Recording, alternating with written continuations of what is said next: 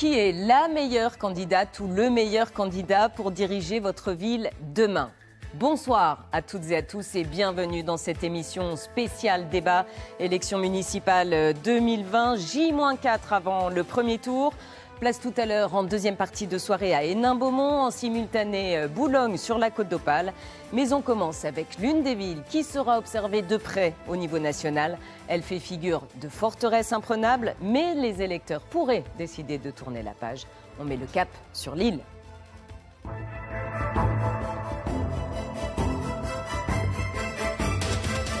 Lille compte au dernier recensement 232 787 habitants. La capitale des Flandres reste attractive avec une population en légère augmentation, plus 0,36% entre 2012 et 2017.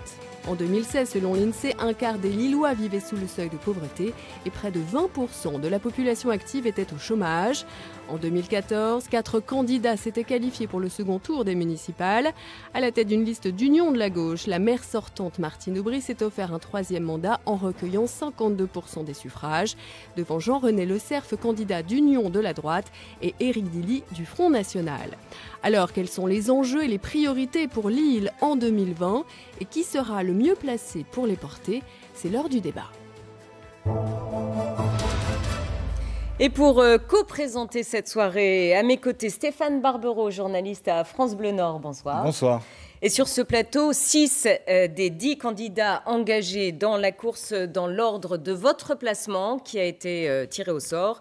Le sénateur Les Républicains, ancien ministre du Logement et de la Jeunesse, ancien maire de Lambersart, Marc-Philippe Daubresse, à la tête d'une liste de centre droit baptisée Tous pour les Lillois. Bonsoir. Bonsoir. Vous êtes professeur d'histoire-géographie, vous menez la liste de la France Insoumise décidée pour Lille. Bonsoir Julien Poix. Bonsoir. Investie par La République En Marche, Violette Spielbout, directrice relations clients à la SNCF, anciennement chef de cabinet de Martine Aubry, numéro 1 sur la liste Faire respirer Lille. Bonsoir Violette Spielbout. Maire sortante de Lille pour la liste du Parti Socialiste soutenue par le Parti Communiste. Martine Aubry, bonsoir. Vous menez la liste Lille en commun, Lille en confiance. Bonsoir. Il est avocat et conseiller municipal à Lille. Éric Catelin-Denu conduit la liste du Rassemblement national qui s'appelle Union, Rassemblement National et Indépendant. Bonsoir. Bonsoir. Et enfin, conseiller municipal sortant également, mais dans l'actuelle majorité sortante. Enseignant-chercheur Stéphane Bally à la tête de la liste Europe Écologie Les Verts baptisée Lille Verte 2020. Bonsoir. Bonsoir. Et merci à tous d'avoir accepté cette invitation. Je précise que l'ordre de vos premières et dernières interventions a été tiré au sort. Vos temps de parole vont être chronométrés selon le principe de l'équité.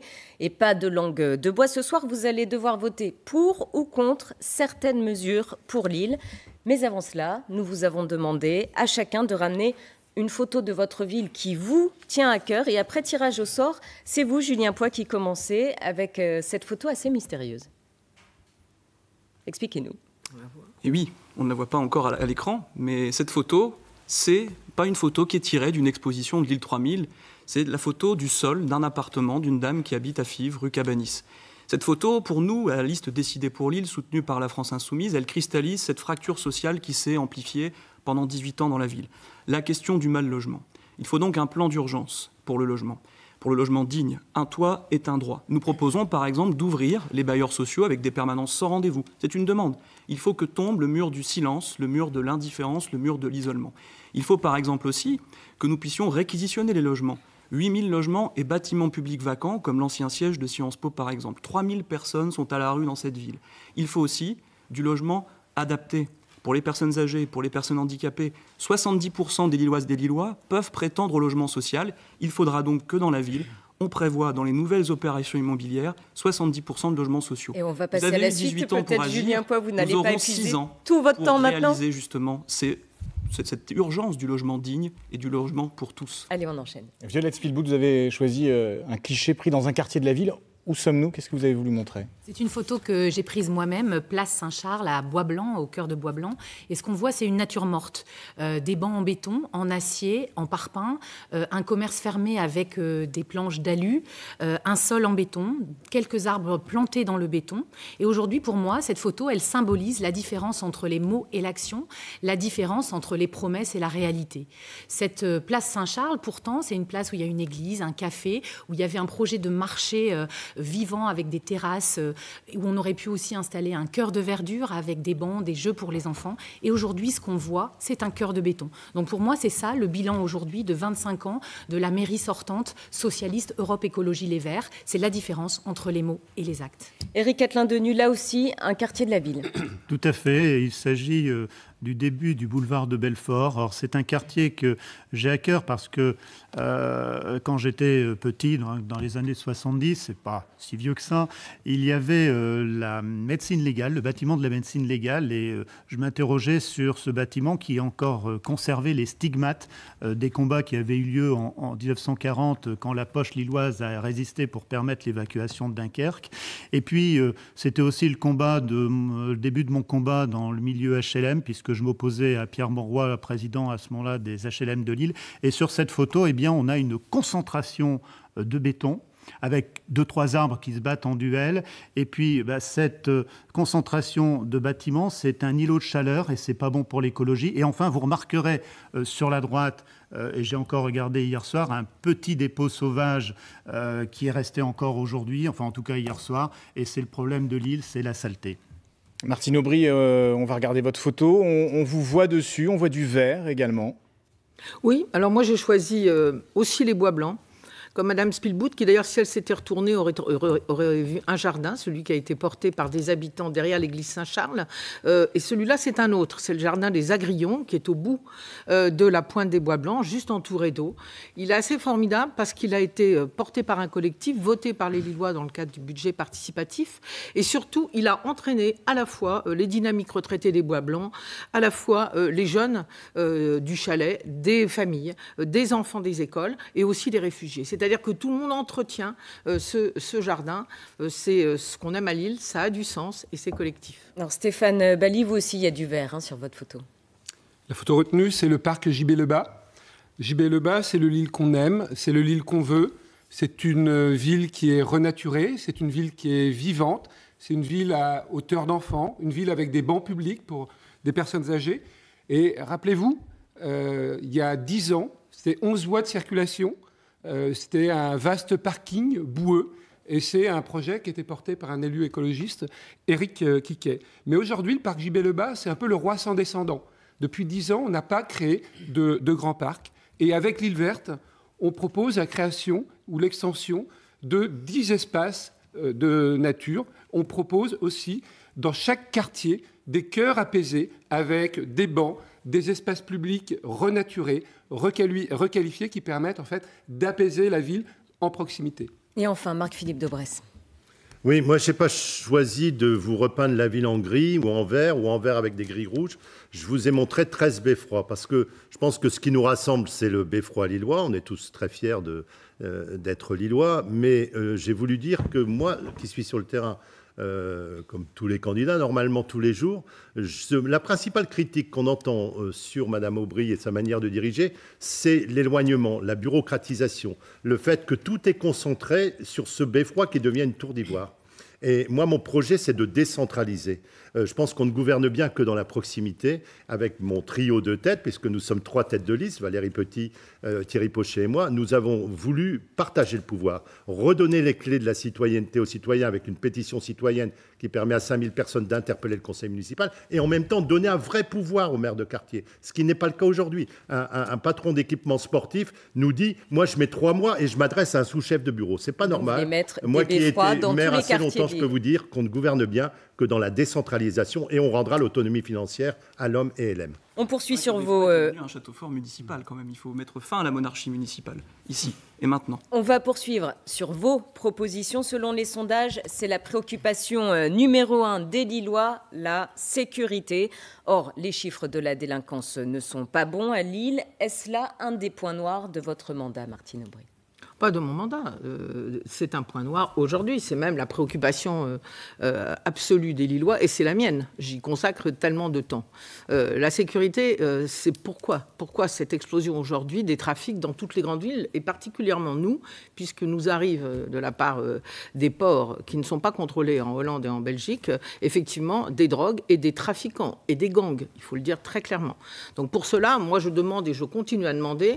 Je harcèle, comme ils le disent eux-mêmes, les ministres de l'Intérieur, plus de police nationale. M. Castaner m'a d'ailleurs dit récemment que Lille était effectivement une destination structurellement déficitaire, je le cite, pour qu'il y ait plus d'hommes et de femmes sur le terrain, comme ils le font actuellement à Lille Sud ou comme ils le font avec la police de proximité à Fives, où l'on a des résultats.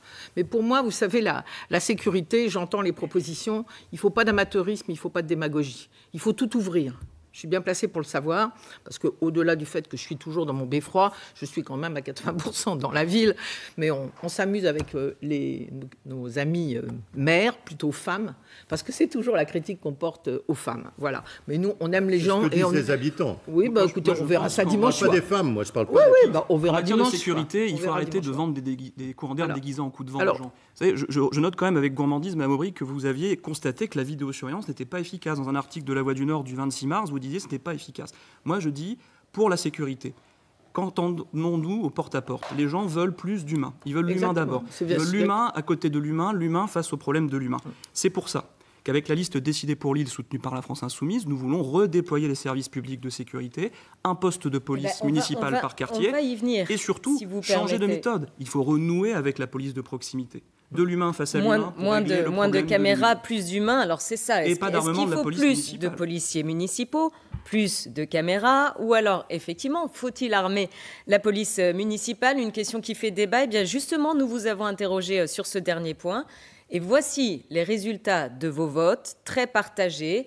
Vous allez les voir à l'écran. Pour Marc-Philippe Daubresse, c'est oui. Julien Poix, non. Violette Spilbout, oui. Non pour Martine Aubry. Éric Catelin-Denis, oui. Non pour Stéphane Bally. Marc-Philippe Daubresse, pourquoi c'est indispensable, selon vous, d'armer les policiers municipaux à Lille? Pas d'amateurisme, pas de démagogie, mais du pragmatisme. Moi, je constate simplement qu'à Lille, entre 2014 et 2018, les faits de délinquance ont augmenté de 28%.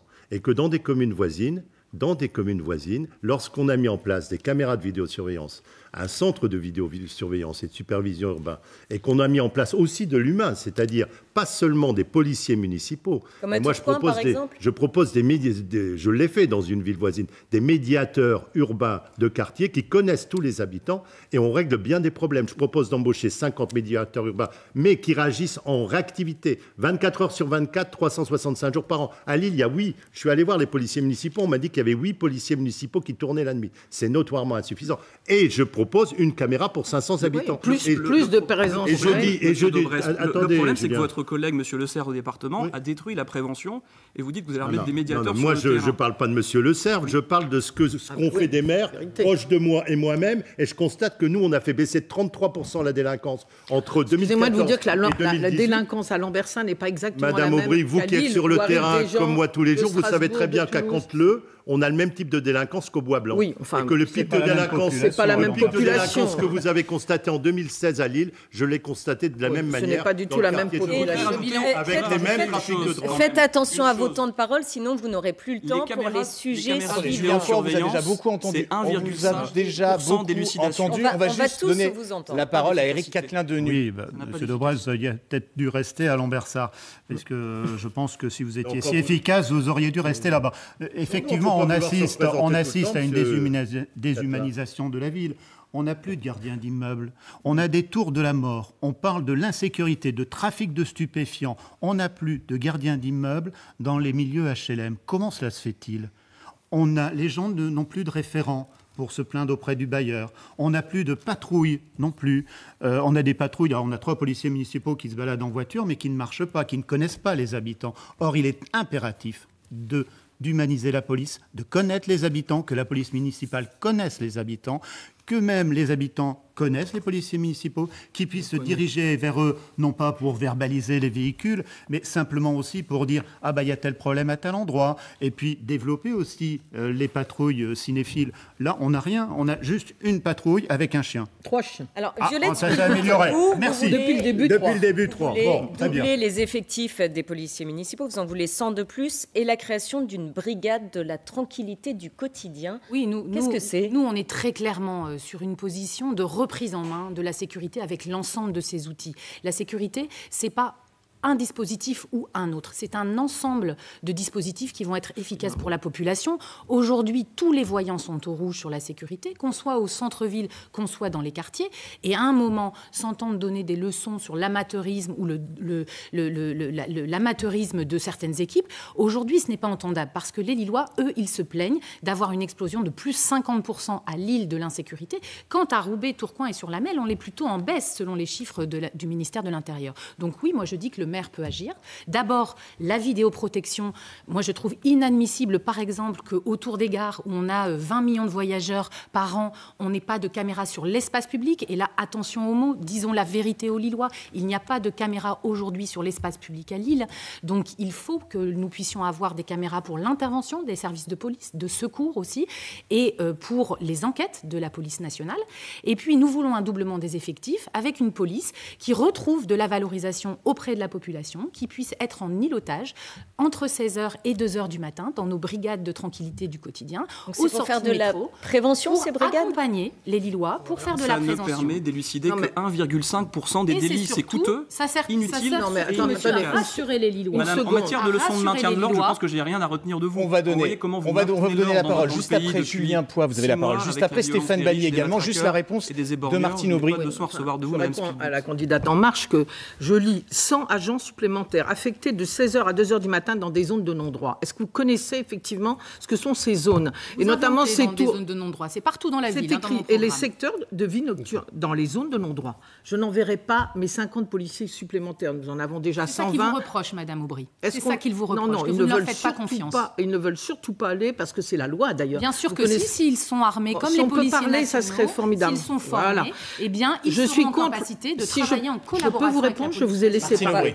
Je suis opposée à l'armement de la police municipale parce que le maintien de l'ordre qui nécessite des armes létales, c'est de par la Constitution la compétence exclusive de l'État. Est-ce qu'on va envoyer des policiers municipaux aller contre des gangs qui tiennent aujourd'hui, par exemple, les tours de l'île Sud? C'est pas possible. Quant aux caméras de surveillance... Pourquoi avoir changé d'avis, justement, Madame Aubry, là-dessus? Sur l'armement? On va aller au bout de la réponse et vous aurez la parole ensuite. J'ai toujours dit qu'il fallait mettre des caméras de surveillance quand c'était nécessaire, c'est-à-dire où? Pour dissuader les rues piétonnes. Vous les mettez où, Madame Aubry?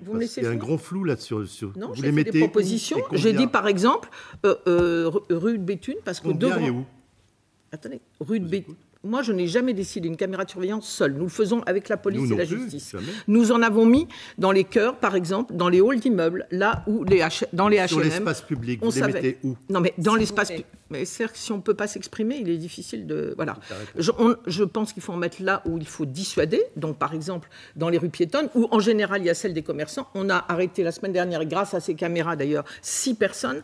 Grâce à la caméra du métro, une personne qui avait harcelé une personne. Là où ça manque, donc pour dissuader, ou pour, comme je l'ai fait avec les halls d'immeubles, ou dans certains lieux publics, pour permettre de prouver qu'il y a bien effectivement un trafic et que cette personne qu'on voit tous les jours... Le maire de l'Homme ne veut pas en mettre, d'après ce qu'il dit dans son programme. Alors, attendez, on va pas partir sur l'Homme. On va partir sur l'Homme, même si c'est une commune associée. On va écouter M. Bally.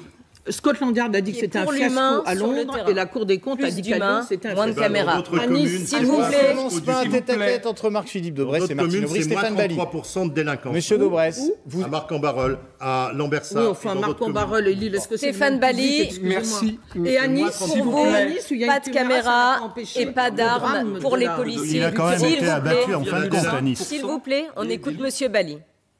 Quelle image donne-t-on des Lillois et des Lilloises qui devront choisir dimanche en se rendant aux urnes? Je pense, j'ai l'impression qu'on vit le débat présidentiel avec 2 ans d'avance. Garantir la sécurité de chacun, ça relève des fonctions régaliennes. Donc ça, c'est quand même important à rappeler. Moi, ma position, elle est claire. Ne pas armer la police municipale. Il s'agit de ne pas brutaliser. Notre enjeu, c'est bien d'apaiser la ville et de garantir la sécurité. C'est du ressort de l'État avec la police nationale, dont les effectifs doivent être vous voulez augmentés. 60 policiers supplémentaires. Je ne serai pas le shérif de Lille.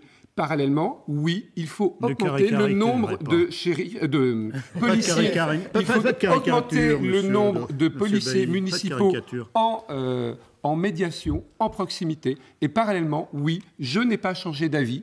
Je suis toujours opposé à la vidéosurveillance. Et d'ailleurs, certains ont repris la novlangue en intégrant la vidéoprotection. Et quand on regarde, on est quand même sur une élection de Lille, l'homme LM, et on a un candidat socialiste qui aujourd'hui refuse la vidéosurveillance. Donc en cohérence, les candidats écologistes sur Lille, l'homme et LM refusent 1. l'armement des policiers municipaux, 2. la vidéosurveillance dont l'efficacité est autoproclamée. Comme dit Xavier Bertrand, celui qui n'a rien à se reprocher n'a rien à reprocher à la vidéoprotection. La question des addictions aussi est importante. Nous proposons par exemple aussi la mise en place d'une salle de soins dans le cadre du CHR en lien avec des équipes mobiles pour aller collecter le matériel, les seringues. Je ne veux plus voir à Lille dans les 6 ans qui viennent d'arbres avec des seringues plantées dessus. C'est une mesure d'urgence. Il faut donc redéployer la prévention sur le terrain. Il faut aussi aider les associations. Il faut donc donner des locaux. Il faut que la mairie puisse avoir une préemption sur les locaux vides pour donner et mettre à disposition près des lieux de deal, près des lieux de deal que vous avez supprimés au département, près des lieux de deal pour collecter ça. On l'a bien compris. Évidemment, pour résoudre les questions de sécurité, on va clore ce chapitre. Il y a une série de mesures à prendre et on les a entendues.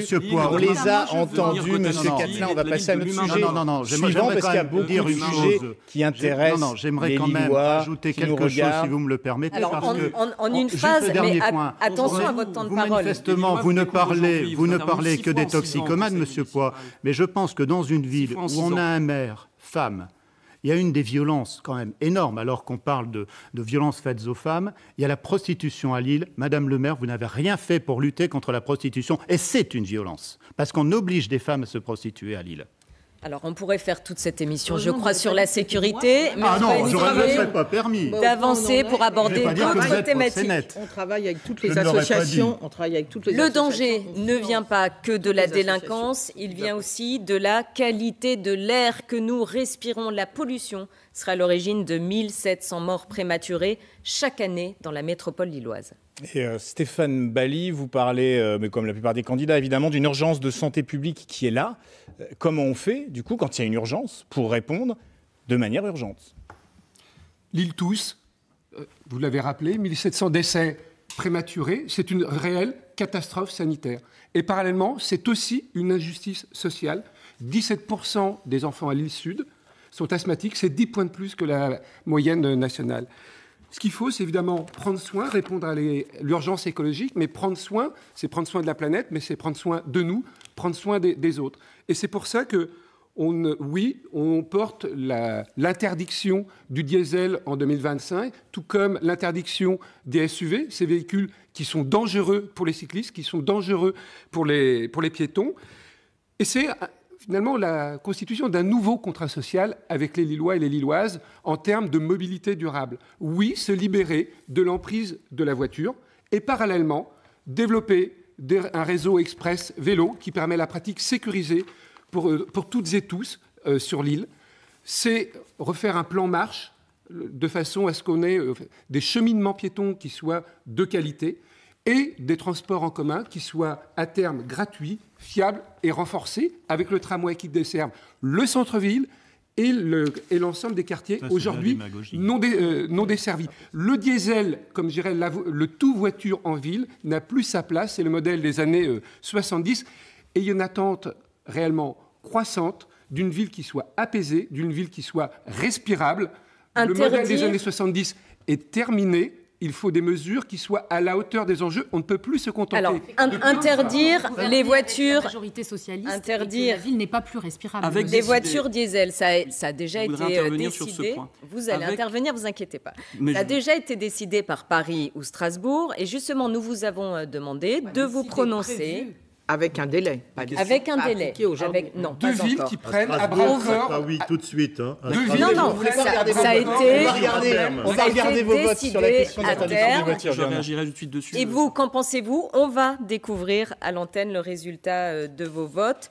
Marc-Philippe Daubresse ne se prononce pas, mais vous nuancerez votre réponse. C'est pas que je me prononce pas. J'ai dit c'est non. Non, mais oui. Oui, à terme, après des mesures d'accompagnement. Vous allez nous expliquer après. Parce que c'est pas tout blanc, tout noir. On regarde. C'est ce qu'a fait Strasbourg. Julien Poix, oui. Violette Spielbout, oui. Martine Aubry, oui. Éric Catelin, Denu, non. Et Stéphane Bally, oui. Marc-Philippe Daubresse, justement, après Julien Poix, vous n'avez pas levé la main depuis le début, mais je me suis beaucoup préoccupé des questions de santé publique. Je co-préside avec Madame Bouchard à la MEL, le groupe qui s'occupe de la santé et en liaison avec le plan climat. Ce qu'a dit Stéphane Bally est vrai sur le diagnostic. La question, c'est la méthode. Eux, ils sont pour une méthode jugulaire, dogmatique. On interdit. Tenez, Cohn-Bendit, il est interdit d'interdire. Donc, moi, je dis juste que qu'est-ce qu'a fait la métropole qui marche le mieux là-dessus? C'est Strasbourg, comparable à la nôtre. Et ils ont pris une batterie de mesures. Nous avons un New Green Deal, un nouveau plan vert lillois avec Valérie Petit, avec 35 mesures très ambitieuses, une multiplicité de mesures qui concernent aussi bien des conventions climat que des parcours marchands, que le plan de la DAV pour le droit au vélo, où on multiplie par 4. Ça, on le met en place. Ça, on le met en place, ça prend du temps. Et du coup, les voitures diesel, vous les interdisez stationnement dont peu de gens parlent, il faut faire des parkings aux portes de la ville et des navettes qui aillent dans le centre de la ville. Et quand vous regardez, Strasbourg a mis à peu près 6 ans pour faire ça. Moyennant quoi, le taux de personnes qui utilisent le vélo a été multiplié par 3, pendant que nous, depuis 10 ans, il n'a pas bougé. Et alors à Lille, si vous êtes maire demain, vous les interdisez quand? Pas le sujet de Lille. Je l'ai relu hier, Madame Aubry. La DAV vient de sortir les chiffres. Je vais mettre tout le monde d'accord. Si je crois qu'il parle de Lambersart. Je parle je parle des modes de déplacement 2016. Vous n'avez pas les mêmes échelles. Dans l'enquête de déplacement 2016. Merci de citer Strasbourg en exemple. Strasbourg où les élus, par rapport à une catastrophe sanitaire, ont pris leurs responsabilités en interdisant le diesel en 2025. À terme, monsieur. Oui, 2025, c'est-à-dire le terme de ce mandat. S'il vous plaît, Julien Poix nous a dit qu'il allait mettre tout le monde d'accord. Je vais mettre tout le monde d'accord, puisqu'effectivement, il y a une urgence sociale, sanitaire et écologique qui est devant nous. Le temps n'est plus aux demi-mesures. Nous proposons depuis des années une chose simple, c'est la mise en place des transports gratuits pour toutes et pour tous. C'est une mesure urgente. Combien ça coûte, on me dit souvent. Monsieur Poix, combien ça coûte? Mais combien ça coûte? Où trouvez-vous l'argent? C'est 100 millions d'euros qu'il faut trouver à la MEL. Les portiques de sécurité ont coûté 65 millions. Ils ont été votés par Madame Aubry, par le grand vizir des portiques de la métropole, Monsieur Darmanin. Et je vous le dis, c'est une mesure d'urgence. Si on a trouvé 65 millions pour des portiques, on peut trouver 100 millions pour éviter que 1700 personnes dans la métropole puissent décéder. C'est une mesure de salut public. Sur le stationnement, nous proposons des réponses. On a vu fleurir dans l'île des potelets, que j'appelle d'ailleurs les asperges de Rommel. C'était pour empêcher les planeurs de se poser dans les champs. Monsieur Catelin Denu parlait de Dunkerque. Moi, je vous parle du débarquement de 44. Vous voyez, je suis aussi prof d'histoire. Mais nous donnons l'histoire tous les deux, c'est très bien. Ce stationnement, je vous découvre ce soir, il y a aussi 6 interventions en 6 ans. Le stationnement, il faut mettre dans les quartiers des stationnements résidentiels gratuits à disposition, sous la forme aussi de parking à étage, pour permettre aux Lillois de laisser leur voiture au garage. Ça, plus les transports gratuits, c'est nécessaire. Vous savez combien ça coûte pour une famille, je termine là-dessus, de l'île Sud, d'aller dans le centre-ville un samedi après-midi? 13,20 €. On a rencontré un monsieur qui nous disait ça, 13,20 €. Forcément qu'il prend sa voiture. Donc c'est une urgence de faire ces transports gratuits pour que la ville puisse enfin s'oxygéner. Violette Spielbout, vous avez voté en faveur de l'interdiction des diesels. Quand et d'autres véhicules pourraient-ils être concernés? Alors nous, c'est très clair, on veut une écologie positive, une écologie qui encourage et qui récompense les efforts. Et donc, le devoir du maire demain sera d'accompagner les Lillois à transformer le parc automobile, à accéder aux voitures électriques. Ça veut dire qu'il va falloir, sur l'ensemble des projets urbains, avoir plus de bornes de recharge électrique. Et puis donner l'exemple, quand on est maire de Lille, il faut qu'à la mairie de Lille, l'ensemble du parc automobile, les camions de la propreté, les camions des services, les véhicules des élus, passent aussi à l'électrique en premier et qu'on accompagne par des aides les citoyens à le faire. Okay, mais au-delà de ça, vous êtes venu comment? Au-delà de ça, je souhaite terminer. Comme tous les jours à vélo et je continuerai, maire de Lille, à me déplacer à vélo. Il n'y a pas de véhicule. Il n'y aura pas de véhicule. Alors on ferme la parenthèse. Et terminer simplement sur la pollution et l'urgence climatique. Aujourd'hui, de quoi on parle à Lille quand on parle de l'urgence climatique? On parle d'abord des canicules. Les canicules, comme on a vécu au mois d'août, 42 degrés l'année dernière, qui vont être plus fréquentes, plus longues, plus chaudes. On parle aussi des particules fines, comme l'a dit Monsieur Bally, et de la pollution et des maladies respiratoires. Et moi, je souhaite dire qu'aujourd'hui, on ne peut pas dire, comme Madame Aubry, que ce sont les vents d'Allemagne qui sont responsables de tout. À un moment, il faut qu'on fasse rentrer massivement la nature en ville. Ça veut dire des îlots de fraîcheur, ramener des forêts, des espaces verts, donc avoir des cœurs de verdure partout pour baisser la température. Ça veut dire aussi prendre des décisions structurantes de transport. Et moi, je souhaite le dire, après 25 ans de gouvernance commune socialiste et Europe Écologie Les Verts, on n'a pas eu les grandes décisions structurantes qui font qu'aujourd'hui, on est la seule métropole qui n'a n'a pas de tramway en cœur de ville. On est une métropole qui attend son doublement de métro, de rames de métro pour 2023. Et puis, on est dans la demi-mesure pour les piétons, pour les vélos. Donc maintenant, il y a urgence pour agir. Urgence pour agir et pour aussi ramener l'eau en ville avec des fontaines. Monsieur, avec ce que j'ai entendu, vous savez, je connais bien la communauté urbaine. On dit on est déjà à plus 40% du budget transport, qui est de 450 millions d'euros. Vous avez aussi l'emprunt populaire, monsieur. Moi, je propose qu'on fasse plus 33% sur ce budget, ce qui est déjà énorme. On revient à la commune de Lille, merci. Et c'est Martine Aubry. Stéphane Bally évoquait, je sais, la qualité de l'air. On n'en a pas encore parlé. Bon. Sur la qualité de l'air, voilà. Madame Spielbout, vous aimez caricaturer. Moi, j'aime bien travailler, réfléchir pour qu'on ait des résultats. Ce sont les 3 ans derniers où nous avons travaillé avec les spécialistes sur la qualité de l'air à Lille. Oui, la plupart des pics de pollution sont liés de 30 à 80% au vent qui arrive du charbon utilisé en Allemagne ou des ports industriels. Attends, laisse-moi terminer, s'il te plaît. Ça, c'est un mythe. Non, regarder. C'est à toi. Comme expert au niveau de la transition énergétique, on ne peut pas se dédouaner des politiques menées ces dernières décennies. Mais ça, c'est l'autoritarisme des Verts. Il faut bien le résultat de politiques menées ces dernières décennies. Un peu la démocratie, monsieur. Martine Aubry, c'est la raison pour laquelle, d'ailleurs, nous travaillons avec le préfet, je suis présidente de l'Eurométropole, sur ce sujet avec l'Europe. Deuxièmement, il y a 2 sujets qui dépendent absolument de nous. La voiture, les camions, et par ailleurs, la nature, capter les gaz à effet de serre. La voiture, moi je suis, et je l'ai dit, pour une place de la voiture à usage limité, vertueux et partagé. C'est la raison pour laquelle j'avais déjà fait un plan de circulation en 2005, un autre en 2016. Vous avez repoussé toutes les voitures dans les endroits les plus bétonnés et vous voulez rebétonner à Saint-Sauveur. S'il vous plaît. Saint-Sauveur, on va y revenir après. Restons sur la pollution. On reste sur la pollution. Martine Aubry, Julien Poix, on vous a entendu. De toute façon, je le dis très amicalement, Stéphane, on aurait bien aimé avoir Europe Écologie Les Verts avec nous quand nous sommes allés à quelques 40 réunions face aux habitants qui, évidemment, étaient inquiets du plan de circulation. On a été bien seuls, comme lorsqu'il a fallu aller à Oslo, et où on a mis en place les 30 km/h, et cette place, la Grand Place par exemple, qui marche très très bien, avec cette zone de rencontre où les vélos et les piétons sont prioritaires. On ne peut pas dépasser 20 km/h. On est en train de les mettre à Oisem, en train de le faire à Rubache. Sur la diesel, il faut aller beaucoup plus vite que la loi. Moi, je ne dirais pas 2025, 2026, 2027, parce que ce que je souhaite, c'est que les personnes qui ont un diesel anciens, CRIT 4, CRIT 5, c'est-à-dire les voitures les plus polluantes, sont en général les gens qui sont les plus modestes. C'est la raison pour laquelle nous avons fait voter un amendement à la MEL pour les accompagner socialement. Donc, tant qu'on n'a pas mis en place ce dispositif sur lequel nous... 5, c'est ce qui correspond à la vignette critère qu'on a sur nos parcs. Voilà, qui est les plus polluants. Et donc, nous, on est la ville de Lille, l'Homme et LM se sont tout de suite proposés pour être dans cette zone à faible émission, mais nous souhaitons accompagner les personnes qui n'ont pas de transport collectif et qui ne peuvent pas faire autrement. Deuxièmement, sur les transports collectifs, et après j'arrête, juste pour dire que moi je suis pour la gratuité à terme, parce qu'on ne peut pas le faire d'un coup. D'abord parce qu'on est saturé. C'est pas de notre faute si Alstom n'a pas réussi à produire le. Voilà, on a réalisé l'ouverture au niveau européen pour. Et pour la première année, après les pics de pollution, pour les enfants, pour les jeunes, pour les étudiants, pour les gens en situation modeste et pour les personnes âgées, les personnes handicapées. Éric Catelin-Denues, vous n'êtes pas d'accord, vous ne voulez pas interdire les diesels. Tout à fait. Non, c'est pas que je suis contre ou pour le diesel.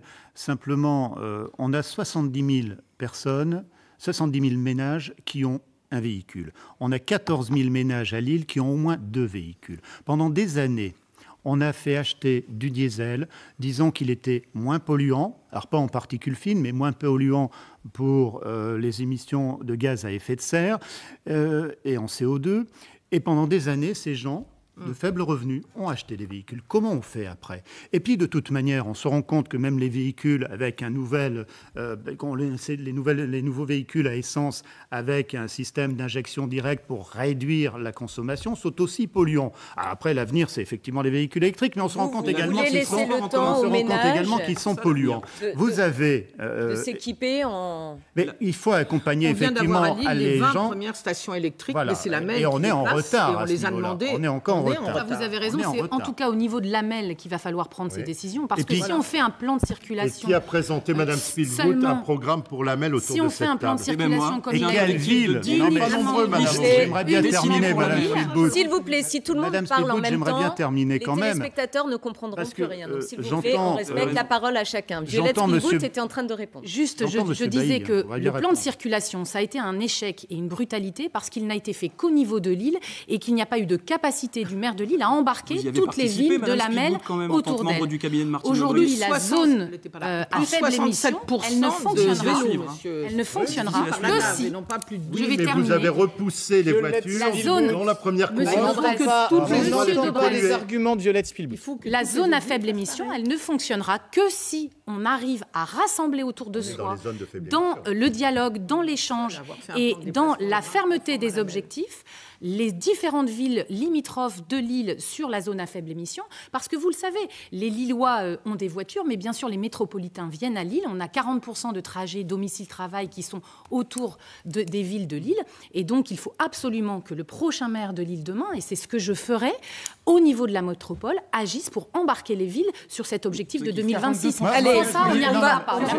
Des foyers lillois n'ont déjà plus de voitures, ont bien compris tout l'intérêt qu'il y avait à avoir une mobilité durable. Il y a combien de personnes? On va s'arrêter ici sur la pollution de l'air. Font moins de 3 km sur la métropole. Non, mais quel ville vous voulez, monsieur Bailly? Il y a combien de personnes de plus de 60 ans? On va aborder un autre dossier chaud de cette campagne. Quel avenir pour la friche? Excusez-moi, la responsabilité du maire, c'est d'avoir du courage et de protéger, de prendre soin de sa population. On vous a bien entendu. Ce n'est pas admissible. Quel avenir pour la friche? Vous voulez que des jeunes trentenaires, célibataires? Monsieur Catelin, stop, on s'arrête là. C'est pas celui qui parle le plus fort le plus longtemps qui aura le dernier mot. Allez, Simon Colaon s'est penché sur la question de la friche Saint-Sauveur pour un ASKIP, pour à ce qu'il paraît, spécial municipal. On regarde. I'm singing in the rain. On est à Lille. ASKIP Saint-Sauveur sera bientôt le poumon vert lillois, à condition qu'on se mette d'accord. L'environnement, c'est le thème de campagne numéro 1. Et peut-être à Lille plus qu'ailleurs. C'est-à-dire que tout le monde s'y est mis, mais vraiment tout le monde. Mais à la sauce politique. Du style... environnement, moi. Mais enfin... ça a toujours été ma priorité. Bah oui. Et là que je te mets des espaces verts partout, que je te rénove les passoires thermiques, que je construis 10 parkings à 500 mètres de la Grand Place. Attends, c'est sérieux ça? Et puis Saint-Sauveur est arrivé. Cette magnifique friche de 23 hectares où Martine Aubry veut construire un nouveau quartier avec des logements, au moins 2000, des commerces, des parcs. Un quartier quoi. Et là, évidemment, l'occasion est trop belle. On l'accuse de vouloir bétoniser l'un des derniers poumons verts de la ville, qui, entre parenthèses, est déjà bien recouvert de béton. Et en face, du coup, on a les 50 nuances de vert. 50 Shades of Green, avec chacun son projet plus vert que vert. Celui des Verts d'abord. Stéphane Bally veut faire de Saint-Sauveur le Central Park lillois et donc abandonner un projet que les Verts avaient étrangement soutenu en 2014. 6 ans plus tard, c'est plus du tout le même délire, vous voyez? La France Insoumise, Julien Poix, veut qu'on y fasse un grand potager partagé avec des tomates, des carottes, des salades, des choux de Bruxelles et des petits pois aussi. Bon, elle est facile, ok. Violette Spielwood de La République En Marche veut elle aussi en construire des logements, mais beaucoup moins. Je vous le dis, ça va finir en enchère inversée ce truc-là, c'est-à-dire à celui qui en construira le moins possible. Et enfin, alors j'ai pas bien compris, hein, ou alors on doit être dans un monde parallèle, c'est la position de Marc-Philippe Daubresse qui propose de sanctuariser Saint-Sauveur. Ah non mais quoi? Mais vous ne soupçonniez pas la fibre écolo de Monsieur Daubresse? Parce que là, cette fois, c'est stop. Il met fin à l'étalement urbain. Lui qui n'avait jamais rien trouvé à redire sur le projet à l'époque où il soufflait le chaud et le froid sur la politique urbaine à la mêle. Bref, Saint-Sauveur, on peut dire ce qu'on veut, mais vu l'hystérisation du débat sur le sujet et les alliances possibles au second tour, mon petit doigt me dit que la friche risque fort bien d'en rester une, et pour un bon moment. Quand je dis ça, je dis rien. Alors Marc-Philippe Daubresse, vous avez effectivement changé de logiciel? Moi, je dis 2 noms et 4 oui sur Saint-Sauveur. Saint-Sauveur, c'est un symbole. Et donc, comme c'est l'un des plus grands espaces qui reste à Lille où on peut faire quelque chose, aller bétonner à cet endroit, qui est à 2 pas du boulevard Hoover, ce qu'on appelle le bois habité, où il y a le plus justement de problèmes de pollution et d'asthme, etc., c'est quand même assez hallucinant. Donc je dis juste qu'il faut dire non à des logements supplémentaires là. Je ne dis pas qu'il faut dire non à tous les logements, je veux qu'on rénove thermiquement beaucoup de logements. 2, je dis non à la piscine olympique. Pourquoi on va aller faire une piscine olympique là? Vous l'avez voté alors aussi. que, oui, Madame Aubry, je l'ai voté parce que j'étais dans ma mission en charge du PLU et que ma mission était de faire aboutir les projets des maires. Quand je suis pas d'accord. Oui, oui, mais les moi, quand je suis dans un exécutif, je suis solidaire de mon exécutif. Mais une fois que je retrouve ma liberté de parole, Vous avez voté pour, mais vous êtes contre. Voilà, non, je vous explique que je suis contre cette piscine olympique à Saint-Sauveur, alors qu'on a Marx Dormois et que le président du club nautique est tout à fait d'accord et qu'on peut étendre un superbe pôle nautique à côté de l'Adel. Pourquoi on va s'en priver? Et je dis oui à un espace vert, un grand espace vert attenant au boulevard Lebas dont a parlé Stéphane Bally. Oui à un grand espace de solidarité. On est à 2 pas de l'Institut Pasteur. Moi, je suis le seul à proposer un adjoint à la santé au bien-être, par exemple. C'est utile. Non, il y a un conseiller délégué, il n'y a pas un adjoint, vraiment. Et c'est peut-être utile pour le coronavirus.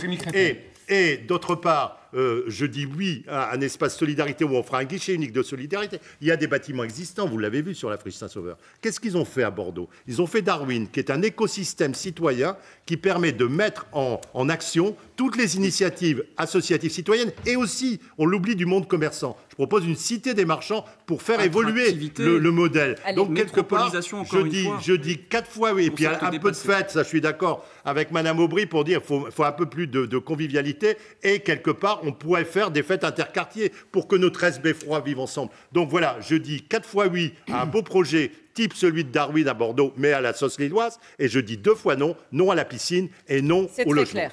Bon.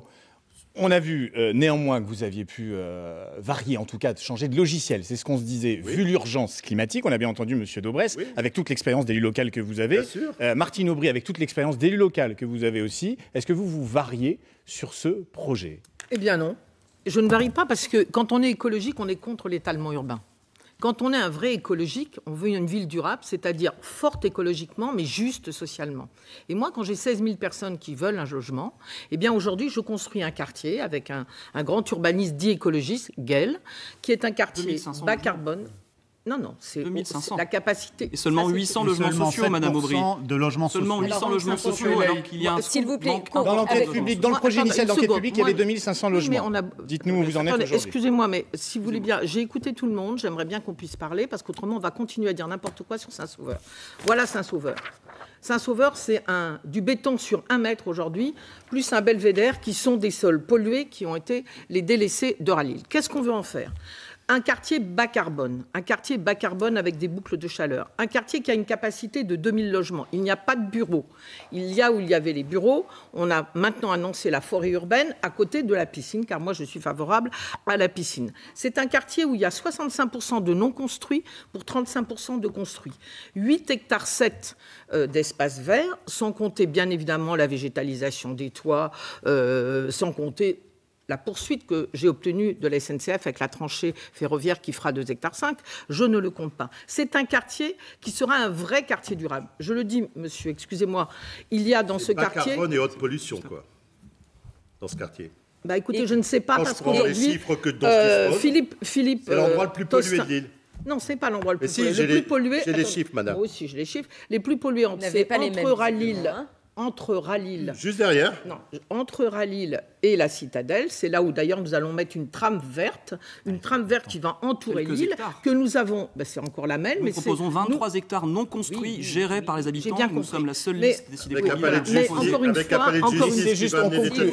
Martine Aubry, vous concluez. Pardon. Je conclus d'abord que certains ont changé d'avis parce que tout le monde voulait un Central Park pour ceux qui sont au cœur de ville. Moi, je suis pour la marche, je suis pour le vélo, Monsieur Bally. Donc, on est à 10 minutes à pied de la Citadelle. On est à côté du Parc Rouge. On me dit, non, on va aller construire, me dit Julien Poix, au Bois Blanc, oui, dans un quartier populaire. Là où nous voulons, 800 logements sociaux, Madame Aubry, vous auriez pu les faire aussi à Jean Massé, que vous avez vendu au privé, un espace vert entre les deux rives de la Deule. Nous avions travaillé lors du précédent mandat à refaire un projet de piscine à Max Dormois. C'était impossible à cause, je dirais, du terrain et de la façon dont il est constitué. Voilà. Donc, Mais si c'est vrai, je vous présenterai les deux projets. On va entendre Stéphane Bally. Vous n'êtes pas d'accord avec Martine Aubry. Est-ce que c'est là votre plus gros point de divergence avec Martine Aubry? Les Verts ont toujours voté jusqu'à ces dernières années. Non, il y a la question de la cohérence. Stéphane Bally. Il y a la question de la cohérence. Moi, j'entends l'argument pour Saint-Sauveur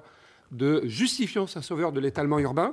Néanmoins, on a la candidate ici présente qui a voté le projet des Muchots, porté par Marc-Philippe Daubresse, et qui a voté aussi les constructions sur la ZAC dite à Est, sur les champs captants. Donc la cohérence, c'est bien de ne pas aller artificialiser sur les terres agricoles en périphérie de l'île et de faire un grand poumon vert sur Saint-Sauveur. Aujourd'hui, le projet Saint-Sauveur, c'est 4 hectares d'espace public. C'est-à-dire, c'est moins de la moitié. Pour nous, Saint-Sauveur, c'est le symptôme d'une méthode qui a échoué. Le cadre, il est clair.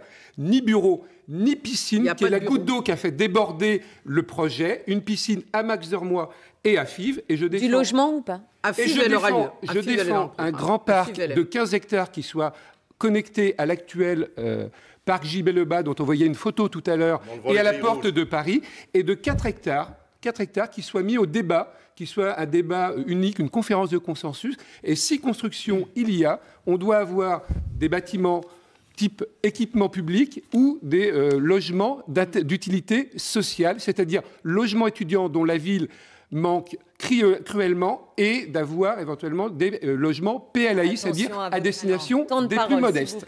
Julien Poix, je vous donne rapidement la parole, et Violette Spielbout d'abord. Écoutez, quand c'est pas clair, c'est qu'il y a un mystère. Nous, notre position n'a jamais varié. Quand c'est flou, c'est qu'il y a un grand loup. Vous connaissez vos classiques. C'est parfois même une meute. Je vais vous dire tous la solution la plus simple, la plus humaine, la plus écologiquement responsable. C'est de dire ces 23 hectares doivent être un parc urbain géré par les habitants. Je termine, Monsieur Bally. Je termine, Monsieur Bally. Monsieur Bally. Est-ce que vous voulez détruire les lieux culturels? Terminé, Julien Poix. Laissez-moi vous le savoir, Monsieur Bally. Prenez une carte et mesurez. Il n'y a plus 23 hectares. Les halles, je les garde. J'en fais même une cinémathèque derrière le bistrot Saint-Sauveur. Il n'y a plus 23 hectares. Je termine. 23 hectares non construits, gérés par les habitants. Comme à Dijon. À Dijon, ils ont fait un parc géré par les habitants. On détruit le pôle culturel et l'économie sociale et sociale. Je fais une cinémathèque même derrière le bistrot Saint-Sauveur, cinémathèque municipale. Et qu'est-ce qui s'est passé ? On a fait de cet espace qui est un vide, un plein humain, un plein social. Imaginez les gens qui vont pouvoir s'émanciper en tant que citoyens, se construire en tant qu'individus, ne pas encore mettre du béton. Les vides ne sont pas condamnés à devenir des pleins de béton. Vous avez, Madame Aubry, laissé une capitale de béton, nous en ferons une capitale du lien social. Nous, on va rapidement, pour respecter le temps de parole, mais quand même rapidement, notre position, elle est claire pour faire respirer l'île. Nous voulons un grand bioparc de 15 hectares, avec un maximum de 1500 logements qui monteront plus donc en des hauteur tours de 18 à 20 étages. Pour prendre moins d'espace au sol. Et nous voulons une piscine rénovée à Max-Dormois et pas de piscine olympique sur le parc. Mais ce symbole de Saint-Sauveur, c'est le symbole de quoi? C'est de ce que je viens d'entendre. On a une maire sortante qui est fière de ne pas varier, alors que depuis plusieurs années, on a eu 600 contributions négatives aux enquêtes publiques, 13 000 signatures de pétitionnaires riverains qui ne veulent pas du projet de Madame Aubry et de Monsieur Bally aujourd'hui pour Saint-Sauveur. Et on reste avec une équipe socialiste vert sortante qui est isolée, qui reste dans son beffroi, qui n'entend plus, qui n'écoute plus. Et moi, je vais être le maire demain, qui est capable de consulter la population sur les grands sujets, avec une assemblée citoyenne lilloise, d'écouter, d'entendre, d'avoir des méthodes qui, à un moment, permettent de prendre en compte les besoins de la population et l'urgence climatique. Donc aujourd'hui, d'entendre qu'on est fier de ne pas bouger, je pense que c'est là le grand échec des 25 dernières années. Le commissaire enquêteur, 600 personnes ont travaillé pendant 5 ans. On ne vous a pas oublié. On travaillait pendant 5 ans. On ne vous a pas Le commissaire enquêteur a salué le débat public de qualité avec des gens très divers qui ont travaillé pendant 5 ou 6 ans. Alors c'est vrai que c'était avant qu'une association n'arrive et que vous poursuivez derrière. Mais je le redis, nous avons bougé. On n'a pas entendu quand Monsieur avec M. Bally, nous avions signé Saint-Sauveur, il y avait un parc de 0,8 hectare et vous étiez d'accord. Il n'y avait pas de piscine. Nous avons bougé. Aujourd'hui, je suis le seul à défendre que Saint-Sauveur est un projet d'espace vert. Eric, d'espace vert parmi 10. Avec du logement. Madame Aubry, est-ce que vous avec un débat. Est-ce que vous êtes prêt à le soumettre à référendum, Monsieur Daubresse? Je vais laisser un peu parler, parce que Madame Aubry a déjà parlé beaucoup, Monsieur Bailly parlait. Laissez parler le représentant du Rassemblement national. Vous n'aurez plus de temps de parole pour votre conclusion. Vous n'aurez plus de temps de parole pour votre conclusion. C'est vrai aussi que... Bon, je vous remercie. Moi, je veux savoir ce qu'on veut comme ville. Les Verts, avec la gestion de la ville avec Martine Aubry, c'est beaucoup de gris pour des Verts. Je n'ai pas entendu les Verts s'insurger contre la disparition du parc des Dondaines qui s'est réduit à peau de chagrin, où maintenant on a bétonisé, alors que ce parc des Dondaines qui avait été donné à la ville de Lille et à Pierre Mauroy pour en faire un centre d'activité pour les jeunes de Fives, eh bien on n'a rien eu. Je n'ai pas entendu les écolos non plus et les Verts. Je n'ai pas entendu les Verts parler du palais de justice construit. Ah si, au conseil municipal, Madame Dalleux a dit qu'il faudrait préserver un peu. Vous ne devez pas lire la presse. Si vous voulez me laisser terminer, M. Bailly, je sais que vous n'avez pas l'habitude de la contradiction. Je n'ai pas entendu les Verts. Là, c'est du mensonge. C'est pas de la contradiction, c'est du mensonge, monsieur. Pas tous en même temps. Voilà. Simplement, il faut préserver, Madame Dalleux, un peu la biodiversité. C'est tout. Vous nous êtes couchés pour le palais de justice, vous n'avez rien dit pour le parc des Dondaines et pour Saint-Sauveur, vous avez réagi parce que la base écologique vous a dit non, ça va pas. C'est tout. Nous, on a un projet pour Saint-Sauveur, effectivement. Nous, on aimerait effectivement désengorger. Écoutez, encore votre non-campagne. C'est pas votre petit vélo dans le vieux Lille que vous pouvez effectivement vous concentrer sur l'actualité des préoccupations des Lillois. Parce que Saint-Sauveur, je ne sais pas si c'est la réelle préoccupation des Lillois. Eh bien, justement, je vous propose d'évoquer une thématique qui va intéresser tous les Lillois, ou une grande majorité en tout cas. Eux ne votent pas, mais leurs parents si. Lille compte 13 000 élèves dans ces écoles maternelles et primaires et nous avons choisi ce soir d'évoquer la restauration scolaire assurée en direct par la ville de Lille. Et donc pour répondre justement là-dessus sur cette question, Stéphane Bailly, sur les cantines scolaires, quelles sont vos propositions là-dessus? Passer sur des cantines qui soient 100% bio, qui soit locale et à une amélioration de la pause méridienne. C'est ce que nous disent les Lillois et les Lilloises, les parents de ces enfants qui vont aujourd'hui déjeuner 4 fois par semaine dans nos cantines. C'est de proposer une alternative végétarienne, déjà mis en place par mon collègue Michel Ifry dans ce mandat, avec 2 repas végétariens par semaine. Et on est opposé à la gratuité de la restauration scolaire. C'est une mesure qui est démagogique et qui propose comment dire, finalement bénéficie uniquement aux plus aisés. Nous considérons l'amélioration de la pause méridienne dans le contenu de l'assiette et dans l'encadrement. C'est ce que nous disent les Lillois et c'est ce qu'on mesure au quotidien. Donc on vous a justement demandé de vous exprimer sur la gratuité de la cantine. Vous avez voté, on va voir ici les résultats. Faut-il rendre les cantines gratuites? 2 oui, Violette Spilbout et Julien Poix. Sinon, c'est 4 non. Violette Spilbout, alors là vraiment, on va chacun essayer de répondre en 30 secondes, sinon on n'aura pas de conclusion. C'était la toute première mesure de votre programme, la cantine gratuite. Pourquoi ? Parce que c'est un modèle qui fonctionne très bien d'ailleurs en Suède et en Seine-Saint-Denis où c'est actuellement expérimenté en France. C'est un modèle qui permet à tous les enfants de vivre ensemble le moment du repas dans la continuité de la journée d'école. C'est aussi un modèle qui est prôné par le défenseur des droits de l'enfant, Jacques Toubon, qui va vers un service public de la journée complète, y compris la cantine. Et puis c'est surtout redonner du pouvoir d'achat à toutes les familles, y compris les plus modestes, avec une aide qui va aller de 140 € pour une famille monoparentale aux minima sociaux par an jusqu'à plus de 1 000 € pour des familles de hauts revenus moyens. Et puis surtout, moi je tiens à dire que cette mesure-là, c'est une mesure de justice sociale, une mesure qui gomme toutes les différences entre les enfants.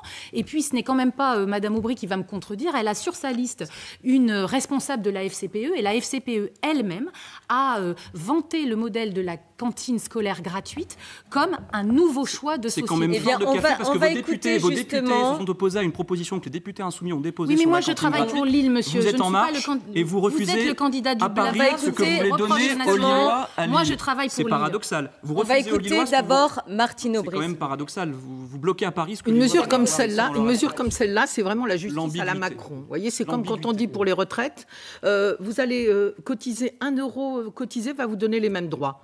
en oubliant que quand on avait les 25 meilleures années, eh bien, on avait une retraite beaucoup plus élevée. Ça, c'est une fausse mesure de justice qui rapportera 826 € aux plus riches et 87 € pour ceux qui payent le moins aujourd'hui. Voilà, donc c'est vraiment une fausse mesure. 46% aujourd'hui des enfants payent moins de 1 €. Nous avons une cantine de grande qualité, avec, je veux aussi qu'il y ait plus de local et bio, mais il faut le trouver. Aujourd'hui. Oui, mais faut-il encore le trouver? Quand j'étais présidente de la MEL, j'ai essayé de travailler avec les agriculteurs pour qu'ils passent à une culture bio et de qualité. Il faut une régie agricole métropolitaine. Il faut effectivement continuer. Deuxièmement, nous voulons des écoles vertes. Il y a déjà une débétonisation des écoles qui ont eu lieu. Il y a déjà 39% qui ont un jardin, et c'est très important. Récupération de l'eau de pluie, composteur. Il faut des enfants qui viennent en vélo ou en trottinette. On a mis des garages. On a dit 30 secondes, s'il vous plaît. Mais aujourd'hui, vous avez toujours une cantine où on amène des poireaux congelés. On revient juste à la question qu'on vous a posée sur les cantines scolaires. Marc-Philippe Daubresse. Barquettes en plastique. Marc-Philippe Daubresse, vous êtes opposé à la gratuité. Il n'y a plus de plastique dans les cantines scolaires. Travail de Michel Ifré. Moi, j'ai été maire pendant plusieurs années. C'est irresponsable, démagogue et injuste socialement de proposer cette mesure. Je suis clair, moi je ne suis pas un irresponsable. Parce que 45% des enfants paient moins de 1 € et que ça va profiter essentiellement... Pour vous, 140 € par an, c'est peut-être pas grand-chose. Non, je ne parle pas des 140 € madame, je parle des 1 000 € dont vous avez parlé juste avant. Et je dis qu'on peut faire des choses beaucoup plus intéressantes. Oui, bien sûr, au circuit court, qui est plus facile à trouver que le bio, absolument. Mais ça suppose des problèmes d'approvisionnement logistique. C'est ce à quoi on est tous pour. Mais moi, j'ai essayé. C'est compliqué à faire, mais je suis pour. Ça aura un coût supplémentaire. Je suis pour qu'on ne répercute pas ce coût. Par contre, attendez, je n'ai pas fini. Par contre, je propose qu'on aligne l'aide au repas pour le public au privé. Et ça, je suis le seul à le proposer. C'est une mesure qui ne coûte pas très cher et qui se fait dans d'autres communes. Très bien. Et je pense que ce serait l'équité. Rapidement. Alors, la cantine bio est gratuite, c'est un droit universel. Ça coûte 2 millions d'euros en plus par an. Aujourd'hui, l'assiette repose sur les classes moyennes. Je termine mon propos, Madame Aubry, s'il vous plaît. Il ne faut pas que l'effort repose sur les classes moyennes. Vous savez, il y a des enfants qui n'ont pas encore l'accès au bio. Et il faut connecter cette idée de cantine bio avec un projet que nous portons au niveau de la métropole, c'est-à-dire le développement d'une ceinture de maraîchage bio avec un pôle de l'agriculture à Bois-Blanc. Et à l'homme, en lien avec le lycée agricole, il faut créer une régie agricole métropolitaine. Pourquoi faire? Pour anticiper l'autosuffisance alimentaire d'ici 2050. C'est une nécessité. C'est de l'emploi aussi. L'écologie populaire. En guise de si vous voulez tous avoir un temps de conclusion, alors on vous propose de profiter de votre juste temps de 2 mots. Sinon. Rien n'est gratuit. Et effectivement, à Lille, les repas sont, je crois, la base 50 centimes. Et le CCAS vient aider les familles. Et le CCAS doit aider de toute manière les familles. Mais ce que je reproche, c'est le programme de M. Bailly, c'est qu'il impose à des gens qui ne sont pas forcément végétariens de la cantine végétarienne. C'est une alternative végétarienne. Allez, en guise de conclusion, je propose de vous donner à chacun 45 secondes de temps de parole. C'est une nécessité. Nous avons tiré au sort, s'il vous plaît. Alors sinon, vous n'avez pas de conclusion, c'est vous qui voyez. Marc-Philippe Daubresse, vous avez 45 secondes, on a tiré au sort. Mais qu'est-ce qu'on a vu dans ce débat? On a vu qu'il y a 2 personnes qui ont l'expérience de la gestion, qui ont les réseaux nationaux pour défendre les grands projets, qui connaissent bien la communauté urbaine, Madame Aubry qui est le maire sortant, et moi-même, avec Valérie Petit, pas de lapsus. Pas encore. C'est compliqué à suivre. Valérie Petit et Thierry Pochet. Non. Et donc, par contre, qu'est-ce qu'on a vu? Un autre clivage. On a vu du pragmatisme et du dogmatisme. Moi, je suis pour des choses qui marchent et je constate qu'il y a beaucoup de volonté d'imposer des choses, voire des choses complètement incohérentes, impossibles à faire. Les 70% de logements sociaux, par exemple, parce que ça dépend des agréments. Monsieur Poix, excusez-moi, vous ne connaissez pas votre dossier logement. Ça dépend des agréments de l'État et ça dépend de la MEL. Martine Aubry, 45 secondes avec ou sans lapsus. La seule alternance crédible, c'est-à-dire les pragmatiques qui ont de l'expérience. Martine Aubry. Moi, je préfère m'adresser aux Lillois. Je ne vais pas redire ici ma passion pour Lille, cette ville qui est à la fois créative, énergique et aussi tellement solidaire. Je veux qu'elle aille plus haut et plus fort pour en faire une référence du mieux vivre social et écologique avec encore plus de démocratie avec les Lillois. Je crois le dire, je pense avoir l'expérience et le courage. Je pense surtout qu'avec moi, il n'y aura pas de démagogie, il n'y aura pas de versatilité, pas non plus d'immobilisme comme certains le font. Voilà. Et je souhaite dire que j'ai une belle équipe qui est à la fois d'expérience et d'avenir et qui a la volonté de mettre sa vision et ses talents au service des Lillois avec eux. Voilà. Et donc, maintenant, c'est aux Lillois de choisir. À votre tour, Stéphane Bailly. Des choix sont nécessaires. Le 15 mars, faisons un vote positif, faisons un vote d'espoir. Les décisions que nous aurons à prendre nécessitent de la cohérence en arrêtant le en même temps, nécessitent du courage en arrêtant les petits pas. Notre responsabilité est immense pour que les jeunes Lillois d'aujourd'hui puissent demain avoir le pouvoir d'agir. L'inévitable métamorphose du XXIe siècle est celle de l'écologie. Le monde de demain existe déjà. Il ne demande qu'à grandir, il ne demande qu'à changer d'échelle. Le temps de l'écologie est venu. Nous sommes prêts. Chers Lillois, chères Lilloises, une nouvelle page s'ouvre à écrire ensemble en votant le 15 mars Lille verte 2020. Je vous remercie. Votre mot de la fin, Violette Spilbout. En réalité, ici, dans cette salle, nous partageons beaucoup de constats, sauf que certains ici ont eu le pouvoir de changer la donne pendant les 18 dernières années. La différence, demain, ça sera entre les diseux et les faiseux. Moi, je vais être une maire qui réconcilie les Lillois dans une ville où tout les oppose. Le Vieux-Lille contre l'Île-Sud, Moulins contre Vauban. Les modes de transport, ceux qui utilisent la voiture, qui sont culpabilisés, face à ceux qui utilisent le vélo ou les piétons, qui sont en galère. Le public contre le privé, les entreprises contre les associations, les commerçants contre les habitants. Le 23 mars matin, je serai le maire du quotidien, entouré d'une équipe d'élus et d'agents qui seront 100% au service de tous les Lillois, tous les Élémois, tous les Lomois. Et pour faire respirer Lille, j'irai servir ma ville avec tout mon cœur, toute ma sincérité, Julien Poix, toute mon énergie. C'est à vous. Dimanche, vous allez pouvoir écrire une nouvelle page collective de l'histoire de Lille. Cette page, elle s'écrira avec les associations, avec les citoyens. Je ne serai pas le maire assis sur son trône qui décide de la couleur des pavés dans son bureau. Je serai le maire de tous les Lillois. Je serai le maire des précaires, des retraités qui vivent avec 500 € par mois. Je serai le maire des employés, des classes moyennes qui ont du mal à se loger dans la ville. Je serai le maire de tous les étudiants. Je serai le maire de toutes celles et tous ceux qui ne sont pas visibles dans la ville, qui sont invisibles. Le dimanche 15 mars, vous allez pouvoir envoyer un message clair.